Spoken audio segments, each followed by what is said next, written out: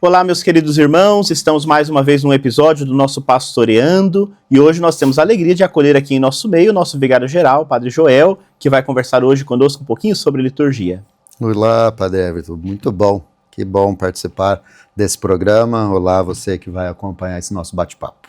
Muito bem. Antes da gente entrar no assunto, né, como eu disse, é o nosso vigário-geral. Queria que o senhor só falasse um pouquinho, pessoal, o que é o vigário-geral, né? Às vezes a gente ouve tanto vigário-geral, e ele também é pároco em uma paróquia, para que a gente possa conhecer um pouquinho mais também dessa função, dessa missão que o Padre Joel exerce já há alguns anos aqui na Diocese. Muito bem, há algum tempo, né? Eu estou agora recentemente pároco lá na paróquia São José, no Baeta Neves, e estou na função também de vigário-geral na Diocese há alguns anos, né? Vigário-geral é uma função que o bispo escolhe sempre um padre na diocese, é o nomeado vigário-geral, que em assuntos gerais da diocese auxilia o bispo a gente chama no governo da diocese, né? Uhum. E em algumas questões específicas, na ausência do bispo, a função de ser seu oficialmente delegado, né? Não de forma delegada extraordinariamente, não é? Mas ordinariamente, na ausência do bispo na diocese, o vigário-geral, vamos dizer que responderia pela autoridade eclesiástica na igreja. Que legal, coisa boa, né? Um conselheiro mais especial ali, que está um pouco mais junto, né, em todas as questões importantes da vida da diocese, né? É isso mesmo. Hoje, nesses temas que a gente fala tanto de sinodalidade, isso é muito importante, né? Ninguém governa sozinho, né? Então o bispo também tem aqueles que o auxiliam no governo, né? Exatamente. E na diocese nós somos alguns, né? Essa função de vigário-geral é previsto no direito canônico, né? E vamos dizer, obrigatória, né? Mas na nossa diocese nós temos aí os outros que assumem também uma função como vigário do bispo, né? No teu caso, o vigário episcopal parapastoral, a função que eu exerci na chegada de Dom Pedro, até quando o Padre Everton aqui assumiu, né? E aí, então, o vigário episcopal, então, para a pastoral, o vigário episcopal que foi criado, o vicariato episcopal para a caridade social na diocese, né? E aí o Padre Ryan, que assumiu essa função como vigário do bispo também, é isso que a gente diz, né? O vigário episcopal é vigário do bispo, em nome do bispo, exerce essa função de forma especial, que é do bispo, mas que ele delega, né? Muito bem. Que interessante, que bom. Bom, devidamente apresentado, né? Às vezes são dúvidas que as pessoas têm, né? O que é o vigário-geral, né? Mas hoje a gente não chamou para falar sobre isso, a gente chamou hoje para a gente conversar sobre um tema que agrada muito o senhor já de muito tempo, né? É o tema da liturgia, o senhor tem especialização nisso, gosta muito, né, desse tema de liturgia. Sim. E hoje a gente quer conversar um pouquinho sobre o tema da liturgia. Por que a liturgia é importante na vida da igreja? Vamos começar por aí, né? E depois a gente vai olhando aonde tem a fundamentação disso tudo.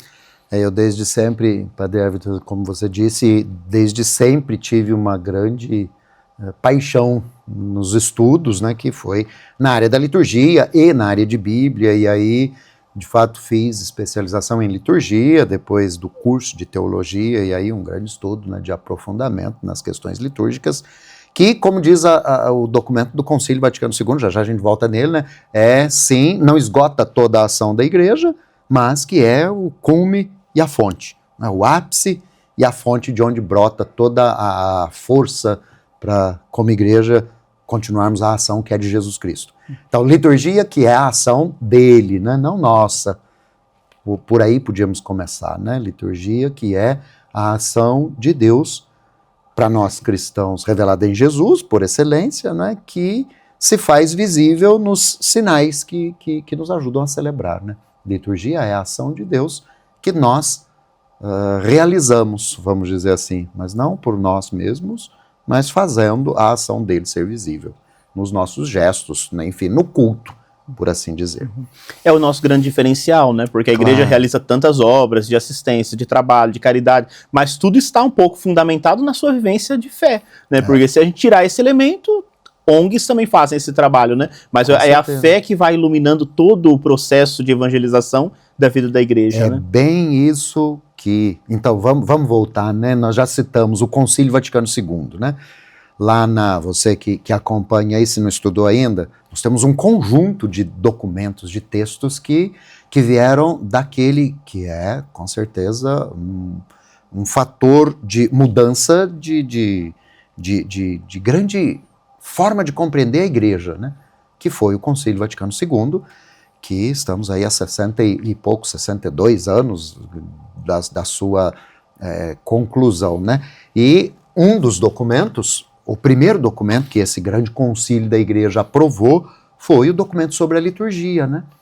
Que a igreja refletia nesse grande concílio sobre o jeito de ser igreja, é o que você acabava de dizer, né, Padre Évero? Nós temos a centralidade da nossa vivência de fé no mistério que celebramos, que é a vida do Cristo, por excelência. E aí a igreja, no Concílio Vaticano II, os bispos reunidos com o Papa, ao refletirem sobre como ser igreja num tempo específico, a igreja começou a fazer essas grandes reflexões sobre o seu jeito de ser. Portanto, o Concílio Vaticano II é uma grande reflexão sobre, a gente diz na teologia, né, sobre a eclesiologia, sobre a vida da igreja. E aí, então, nada melhor do que começar por aquilo que é o centro da vida da igreja, a liturgia celebrada, né? A liturgia, que é a celebração da grande ação salvadora de Deus para nós cristãos em Jesus, realizada, que garante-nos a identidade de quem somos. A gente diz, quando estuda sobre liturgia e quando pensa a forma como celebramos, revela quem somos. Ou seja, a igreja se dá a conhecer também para quem não é igreja pelo seu jeito de celebrar. E aí, nisso, a gente podia até pensar nas particularidades de cada comunidade. A gente conhece a cara de uma comunidade. Aí, quando a gente fala de igreja, nós estamos falando do conjunto todo, claro, né? Não dessa paróquia. Mas, se a gente pensa isso no particular também, a gente conhece um pouco a cara de uma comunidade a partir do jeito que aquela comunidade celebra. Então, quando a igreja, lá no Concílio Vaticano II, refletiu sobre a liturgia como o primeiro ponto, fruto já de uma longa tradição e de um longo caminho de reflexão que antes do concílio já se realizava, não é? Em termos de liturgia, né? A gente chama depois de reforma litúrgica, né? Isso para pensar na reforma da igreja a partir da reforma da liturgia. Isso é interessante, até fazendo um gancho aqui, um paralelo, né? Nós tivemos já um dos nossos pastoreanos falando sobre a igreja, a eclesiologia da Lumen Gentium, né? O padre David veio conversar. Se você não assistiu, assista esse que fala um pouquinho sobre a igreja, né? Sobre essa igreja una, santa, católica, né? E aí hoje a gente dá um passo a mais nesse sentido, porque hoje vai falar do elemento de liturgia, né? E aí acho que é interessante, o senhor dizia da reforma litúrgica, né? E isso sempre causa, as pessoas falam, hoje tem muita polêmica em cima do Vaticano II, né? Pessoas que às vezes não querem aceitar, e aí dizem, a igreja mudou tudo naquele momento. Mas a igreja, com seus 2000 anos de história, já passou por muitas reformas, né? O Vaticano II é a última institucional grande, né? Mas já em outros momentos. E mesmo a liturgia, né? A liturgia foi celebrada de diversas formas, né? O elemento fundante está em Jesus, é o que há de mais importante, né? Mas o modo de celebrar nesses 2000 anos foi sendo modificado, né? Exatamente. E talvez criou um pouco essa questão por conta disso, né? A última grande reforma de liturgia tinha sido o Concílio de Trento. E aí depois, quando chega o Vaticano II e faz a reforma, causa uma estranheza, né? 400 anos sem ter grandes alterações, né? E agora a gente tem 60 anos que estamos vivenciando de uma nova forma, né? Jovenzinha é a reforma proposta pelo Vaticano II, né? E é isso, né? Quando se pensa, para voltar então, quando se pensa na liturgia cristã, e se fala o Padre Everton já citou aqui, você que está acompanhando sabe das polêmicas que geram sobre isso, né, sobre a liturgia, a gente chamou de pré-conciliar, né, antes do Concílio Vaticano II, nós falamos de um período ali, não da liturgia desde o princípio. E de fato, os primeiros princípios que a Sacrosanctum Concilium, o documento do Vaticano II sobre a Sagrada Liturgia, trata, todos os princípios básicos aqui estão na volta às origens. E a tal reforma litúrgica, que eu dizia que o objetivo não era em si reforma litúrgica, é reforma da igreja.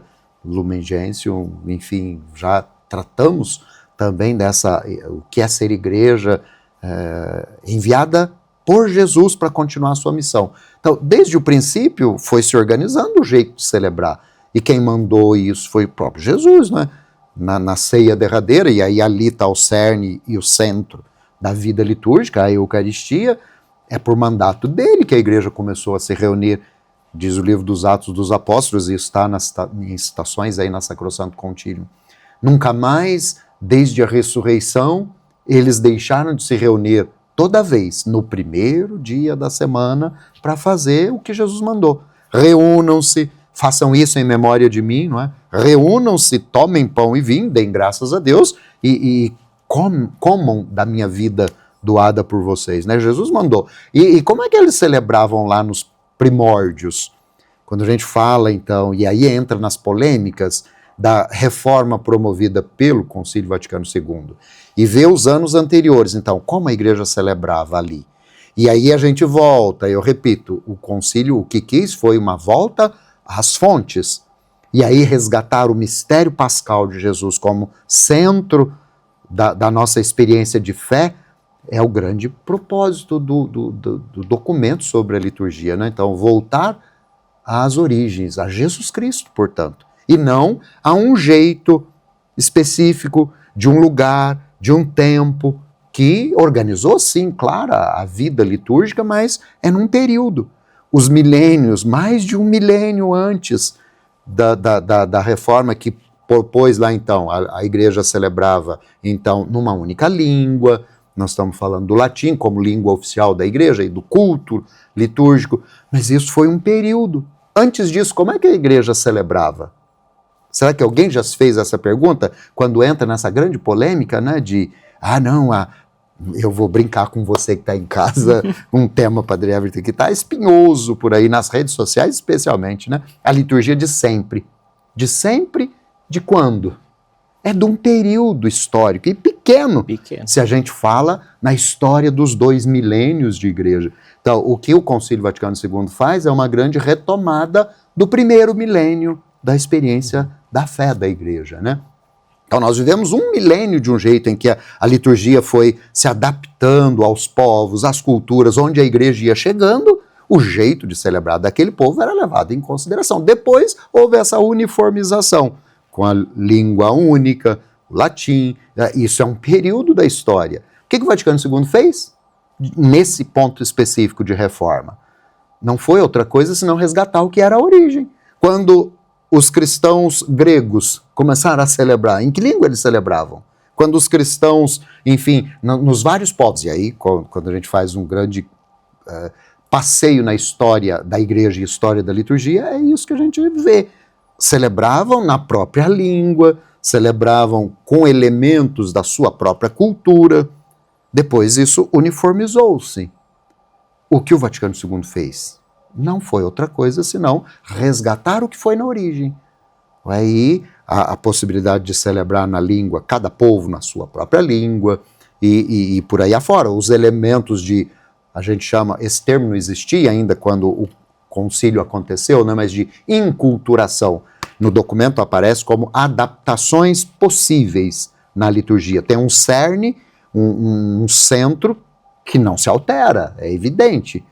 O que fez Jesus, o que mandou Jesus, a centralidade da liturgia e o eixo central não muda, mas a forma como celebramos tem coisas possíveis de se adaptarem. Uhum. Tudo isso é uma grande riqueza, né? E, de fato, voltar às origens é sempre importante, né? A gente diz, às vezes, em termos vocacionais, é voltar ao primeiro amor, né? A mesma coisa, o primeiro amor também da vida litúrgica está em Jesus, né? Na sua última ceia, a ceia derradeira, e ali a simplicidade, o ambiente que acontece ali e o mandato dele, né? E aí é claro que se a gente for olhar mesmo a reforma, pegou vários elementos de diversos períodos, né? E vai adaptando isso tudo para que a gente possa viver e perceber também as coisas bonitas que surgem da nossa época, que também podem ser colocadas ali, né, como formas de enculturação. Exato. Então são riquezas que a gente nunca perde, né? Quando reformar, a gente nunca perde, porque não está jogando fora o que foi, mas está resgatando aquilo que é essencial, né?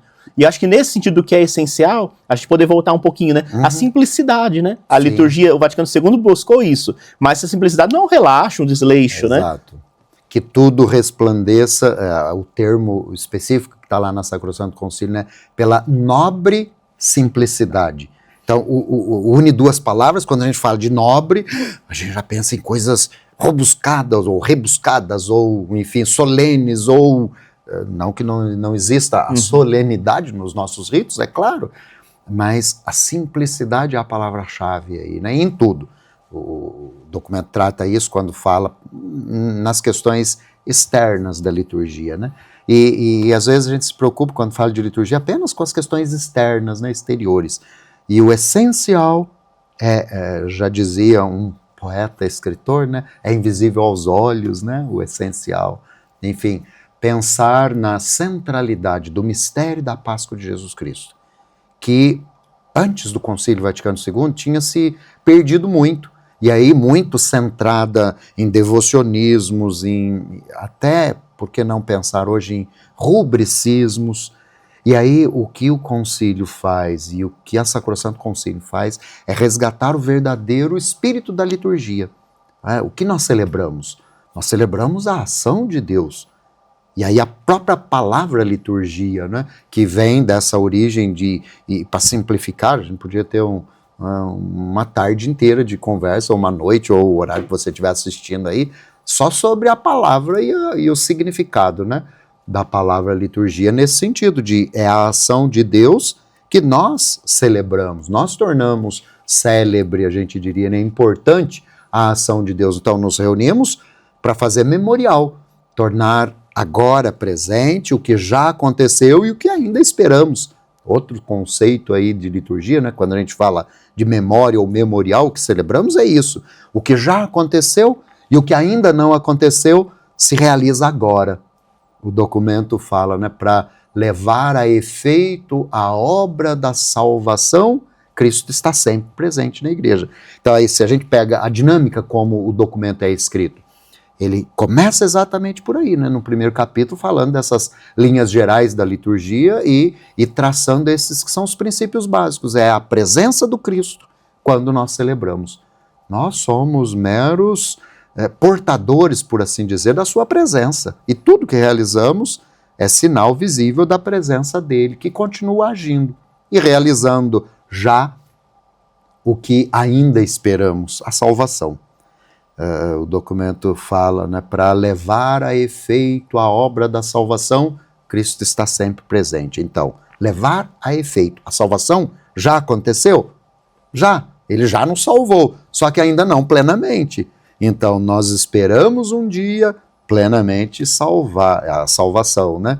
Mas, cada vez que celebramos, nós fazemos experiências visíveis da salvação que o Cristo realizou.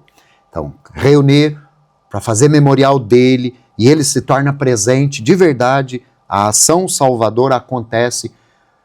Que bom se a gente tivesse de verdade essa experiência cada vez que celebrasse, né? Sim. Se a gente tivesse consciência da beleza do que é celebrar a presença do Salvador entre nós. A gente diz, ele está presente, mas será que a gente de verdade experimenta, reconhece, sente a presença dele, né?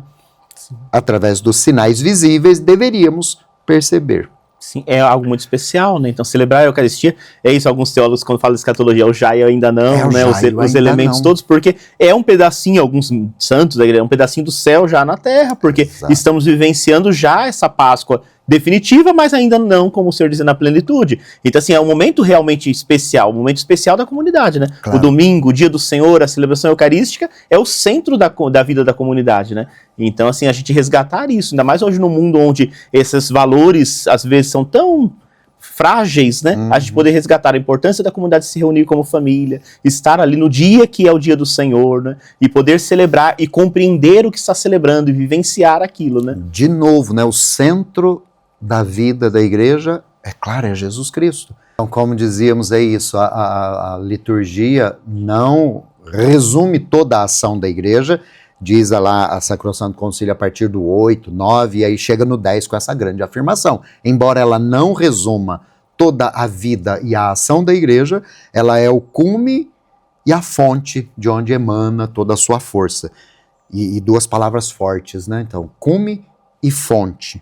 Isso é uma marca do documento sobre a liturgia do concílio, né? O que é cume?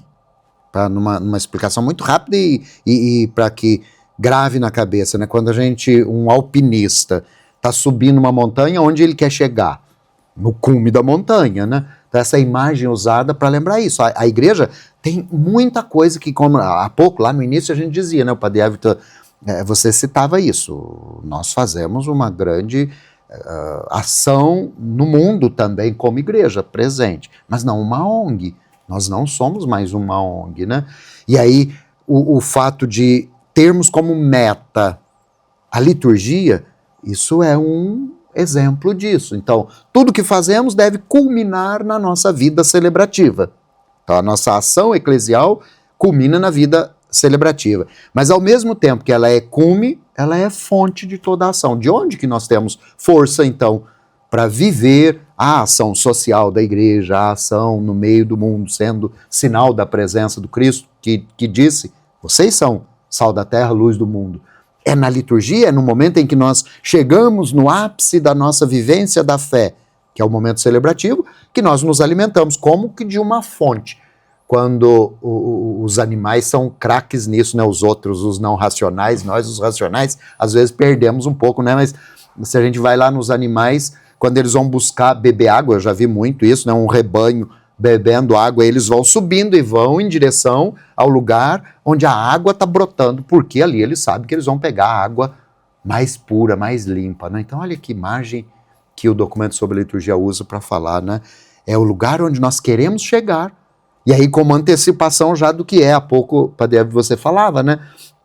Quando nós falamos da liturgia como celebração daquilo que ainda não, o momento celebrativo é a antecipação do céu, é lá que nós queremos chegar. E aí celebrar é fazer essa experiência já do que ainda um dia experimentaremos. E aí quando chegamos, é como se a gente bebesse água limpa, água de novo para revigorados e pensar nessa dinâmica de cada celebração, mas especialmente a dinâmica semanal, né?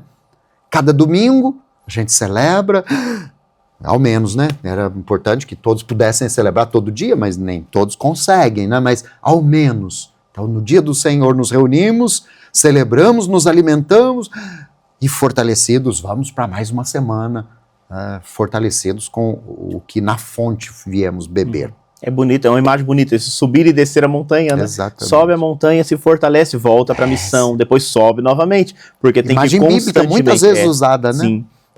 O Tabor, né? A experiência Exatamente. Mesmo com Jesus vivo, ressuscitado, né, no seio da comunidade, né? Que nós atualizamos em Jesus, né, mas que já era pré-cristão, né? Os elementos primeiros da nossa fé brotaram dessa experiência do Moisés no alto da montanha, não é? Do Sinai para o Tabor, e aí é isso, né? Até para a montanha definitiva e sagrada, né? E eterna, que a gente chama de céu. Que coisa boa. Bom, puxando um pouquinho, dizia que assim, a nobre simplicidade, a gente falava desse conceito que é muito importante, e resgatar elementos que são fundamentais da liturgia, né? Então tirar um pouco o rubricismo, às vezes uma centralidade muito grande no devocionismo, e até se a gente parar para pensar, havia até uma centralidade muito grande na figura do ministro ordenado, né? Claro. E aí o Vaticano II também vai repensando um pouquinho isso, e ainda fica um resquício até hoje, né? Quem vai celebrar? O Padre X, né? E aí isso também o Vaticano II reformou, né? Lançou luzes, né, sobre esses temas, né? De novo, é por conta da ideia do que é ser igreja. Quem é igreja? Se a gente pergunta, o Padre, você acaba de citar, né? A gente ainda continua usando essa expressão. Não quem vai presidir a liturgia, quem vai presidir a celebração, mas quem vai celebrar. E aí um dos grandes ganhos que a partir daí, então, nós temos é isso, quem celebra é a comunidade toda reunida. Alguém assume uma função ministerial específica, que é presidir o corpo de Cristo reunido, né? Claro, o presidente da celebração tem uma função toda especial, específica, assumindo a função do Cristo cabeça do corpo reunido, mas a palavra mais forte, talvez, que venha na cabeça quando se fala do Vaticano II nos termos de liturgia é participação. E a participação, várias vezes citada, o documento vai ao longo dele falando disso de muitas formas. Lá no número 14, essa ideia é introduzida, e falando da participação de todos, não de alguns. Ela vai sendo retomada depois lá no número 28, ao falar também dessa necessária participação, que o 14 já tinha dito, deve ser consciente, plena e ativa, né? Participação ativa, plena, consciente. Depois o número 28 acrescenta frutuosa, ou seja, que garanta que tenhamos fruto, né? A participação, então, na liturgia, nas celebrações, é de todo o povo reunido. E várias são as formas como desde então foi crescendo essa consciência como igreja. O que é ser igreja e como a igreja celebra, já falamos disso, tem muito a ver, né? Então, quem é a igreja? E a gente sabe muito bem, já teve um outro pastoriano então que falar disso, né? No Vaticano II ficou muito claro que a igreja é o povo de Deus, não é só a hierarquia. Nós temos como igreja uma organização hierárquica, sim, mas não é só quando... A gente escuta muito ainda, né, Padre Everton, muitas vezes, para falar, a igreja falou que... Para se referir à hierarquia da igreja. Sim, somos uma instituição que é hierarquicamente organizada, mas a igreja somos todos, existem os líderes na igreja. Na liturgia, então, quem celebra? Toda a comunidade. Claro, alguns assumem funções específicas. Os ministérios, os serviços dentro da própria liturgia, né? Exato. Número 28 da Sacrosanto Concílio começa a abrir antes quem celebrava. De verdade. Se a gente vai na prática, pensa na liturgia pré-conciliar. Antes do Concílio Vaticano II, nós estamos falando daquele período, nós não estamos falando do início do primeiro milênio. Eu resgato de novo o que eu já citei, para você em casa memorizar. Lembra, quando nós estamos falando da reforma que o Vaticano propôs, não foi abolição, Padre Everton já falou disso, mas foi resgate das origens. O primeiro milênio praticamente tinha sido esquecido. A forma como a igreja celebrava e o que celebrava. O que o Vaticano II fez foi resgatar, então.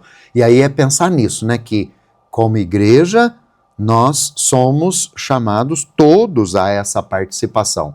E aí eu dizia, a abertura que a partir do Vaticano II fez para essa participação, começam a surgir ministérios, não apenas como auxílio ao ministério central, que é o ministério do ordenado, mas como ministério próprio, como igreja que somos, cada um. Eu como padre, você como batizado, não é?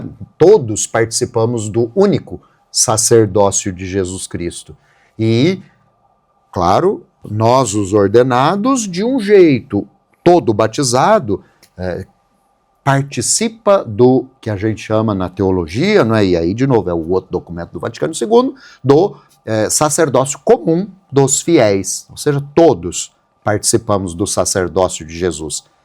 A liturgia é o exercício do munus sacerdotal, do sacerdócio de Jesus, diz a Sacrosanto Concílio lá no início. Ou seja, todos participamos. Uns de um jeito, outros de outro. Número 28 da Sacrosanto Concílio, né? Que todos participemos. Há diversas formas, diversos ministérios. Que ninguém ocupe o lugar do outro. Diz lá o 28, né, o número. Que todos e cada um faça tudo e somente aquilo que lhe compete. Então, eu que presido a celebração, não preciso fazer tudo. Que outros também têm responsabilidade, direito, dever de fazer. Então, eu, padre, ao presidir, e aí a gente usa em bate-papo sobre liturgia muitas vezes, né, em questões práticas.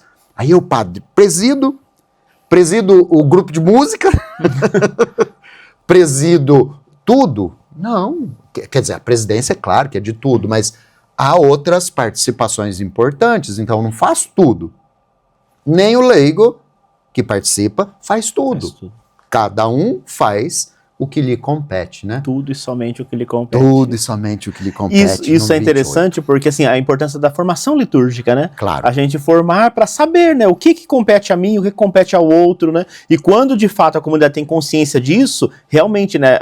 Você dizia da cara que a comunidade tem, o rosto que ela vai adquirindo. E é isso, uma liturgia bem celebrada. Não é uma liturgia cheia de um monte de coisa ou com funções se batendo. É ao contrário, é na harmonia, né? Exato. Essa harmonia dos ministérios servindo o mesmo mistério de Cristo, né?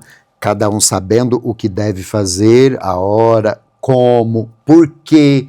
Melhor ainda, por que fazer assim ou assado? Quando a gente bate papo sobre liturgia por aí, a grande pergunta é, padre, pode fazer assim ou não pode? E eu sempre bato na tecla, né? Há 22 anos sou padre, né? Eu me formei em liturgia antes de ser padre ainda, né? No processo ali. E a grande pergunta que nós devemos fazer em termos de liturgia não é se pode ou se não pode, mas é se tem sentido. Qual é o sentido de fazer assim ou assado? E aí, então, a gente vai no cerne do que é liturgia e não na rúbrica. Né? As rubricas existem porque nós celebramos todos de um jeito só, em qualquer lugar do mundo. A riqueza da fé católica, uma delas está aí, né? Nós temos ritos. Liturgia se faz de forma ritual, né? Nós não... Cada dia chegamos lá, como nos grupos de oração, por exemplo, a gente faz. A gente chega e alguém escolheu um texto. Ou então, nos grupos mais espontâneos ainda, a gente chega lá, vamos ver o que o senhor quer falar hoje. Os textos bíblicos, a sequência da celebração já está previsto, está preparado, nós temos um rito. E aí fazemos do mesmo jeito, mas não a mesma coisa. Cada vez que fazemos, é de novo, porém novo. Eu acho que é essa certeza. Mas para voltar e concluir a ideia da participação, né? Quando a Sacrosanto Concílio fala da participação, de fato, Padre Everton, o senhor já apontava que é necessária a formação. Logo depois de falar da participação, a Sacrosanto Concílio, de fato, evidencia a necessidade de formação de todo o povo, de toda a igreja, portanto, não apenas dos seus ministros ordenados, para que todos compreendam o mistério celebrado. E, portanto, compreendendo o que celebramos, como celebramos. E isso é formação, né? É impossível participar ativamente, plenamente e de forma consciente se não sabemos o que estamos fazendo.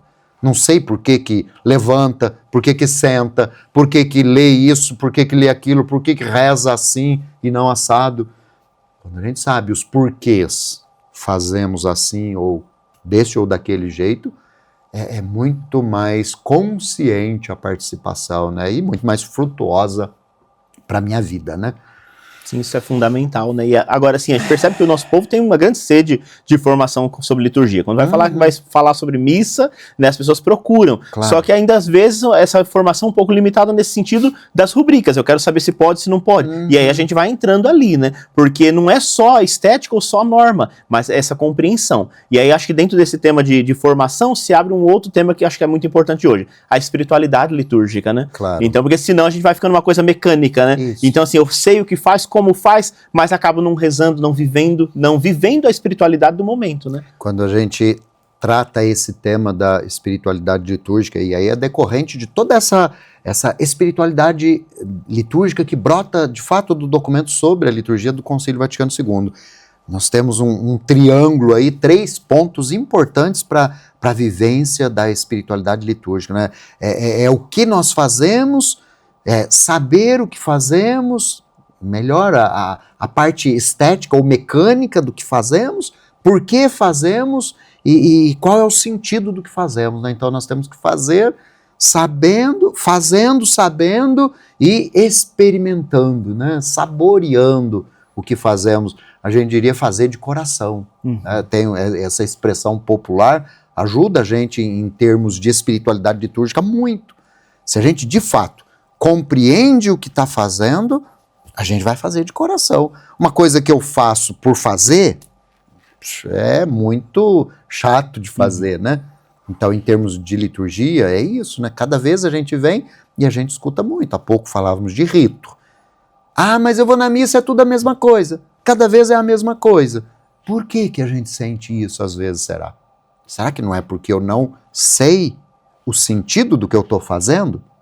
E aí, o porquê de repetir de tal forma, enfim, quando a gente sabe isso, é totalmente outra a minha participação, quando eu experimento, e aí é fazer de coração, de verdade, a minha participação ser consciente, plena e ativa. Até mesmo porque a vida do ser humano é marcada por ritos, né? O ser humano é repetitivo, né? Nós não tem como todos os dias nós fazemos coisas diferentes, nós repetimos muitas vezes, claro. Mas isso tudo depende de como nós estamos, a gente vai repetindo. E não tem como na fé também ser de outra forma, né? A fé também é um repetir coisas, mas sempre se renovando, sempre buscando mesmo trazer como uma fonte, né?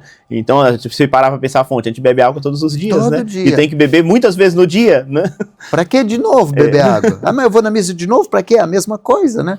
Eu bebo água todo dia, eu brinco nos encontros de liturgia aí quando a gente trata desse tema, ritualidade, né? Nós somos o animal, homem, pessoa humana, né? Por si só propensa a ritos.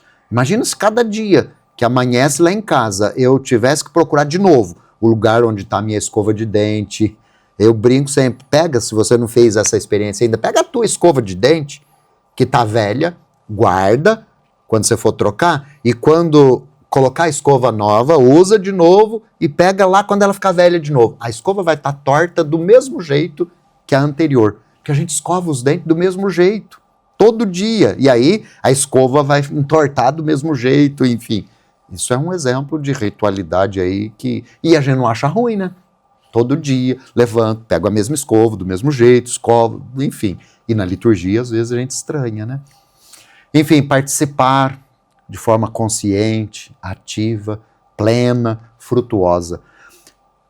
Eu queria voltar a um ponto aí que me passou quando nós estávamos falando disso, da participação. Também é outra, às vezes, onda que surge, Padre Everton. Lembra que, quando se fala de participar, às vezes pensa que é todo mundo fazendo tudo ao mesmo tempo.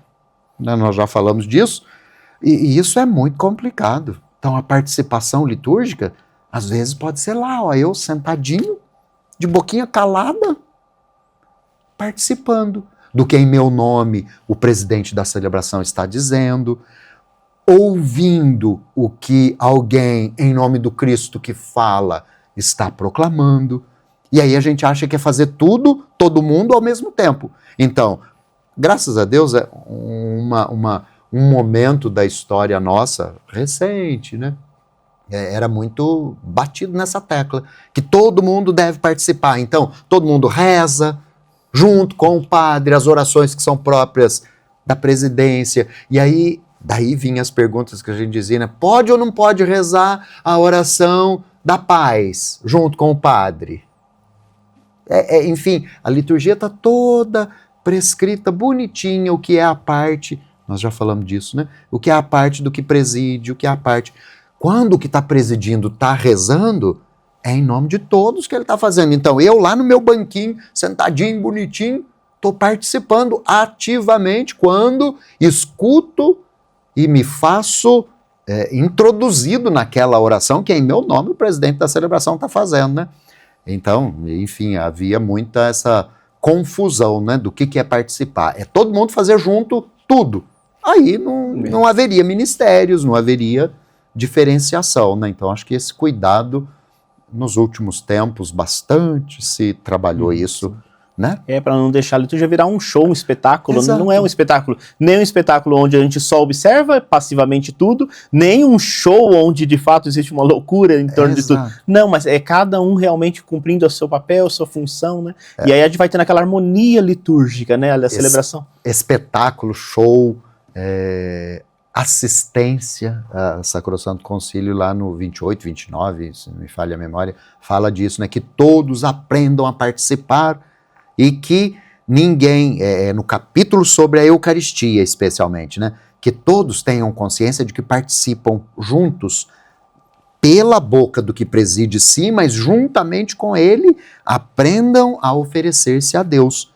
Então, é junto, o que preside é delegado em nosso nome para fazer o rito acontecer, e aí muitas coisas ele faz sozinho mesmo, mas é em nome de todos. E aí, eu queria até pegar o número da Sacrosanto Concílio, quando no capítulo, que é o capítulo 2, se fala sobre o mistério eucarístico celebrado, né, a celebração da Eucaristia, sobre a participação, retomando então aquilo que no número 14 já tinha se dito, eu vou ler dessa vez aqui especificamente o trecho. A Igreja procura fazer com que os fiéis estejam presentes a este mistério, não como estranhos ou simples espectadores, mas como participantes conscientes, piedosos e ativos. Participar, então, não é ir assistir. Ainda bem que por aqui, você que está aí, nunca falou, né? Eu vou assistir a missa. Sacrosanto Concílio falou disso explicitamente, né? Ninguém vai como mero ou simples espectador. Nós vamos participar. O espectador é o termo usado para apresentação teatral, né? Nós falávamos há pouco, você citava isso, né? Liturgia como show, nós não vamos lá para assistir um show de alguém, nem do Cristo. Ele é o centro de tudo, mas a sua ação de tal forma é realizada nas ações litúrgicas, nos ritos que nós realizamos, que todos devemos experimentar e participar. Então, não assistindo. Assistir, a gente vai assistir uma peça de teatro, a gente assiste televisão, hoje até com as transmissões de missa, né? Eu brinco sempre quando alguém fala ainda, usando esse termo, você assistiu, então você estava lá em casa, né? Assistindo a transmissão, não assistir a missa, assistir o casamento, assistir um batismo, a gente vai participar. E aí então essa beleza continua, o Vaticano II, né? Devem então entender o que se passa, instruir-se com a palavra de Deus e alimentar-se na mesa do corpo do Senhor. Já tratamos, já falamos da formação, então para isso, para entender o que se passa, é formação. Instruir-se com a palavra de Deus, e aí aqui o documento vai introduzir exatamente essas duas grandes partes da celebração eucarística, né? Instruir-se da palavra, alimentar-se da mesa do corpo do Senhor, que se dá na mesa da palavra e na mesa eucarística, né? É o mesmo pão da vida.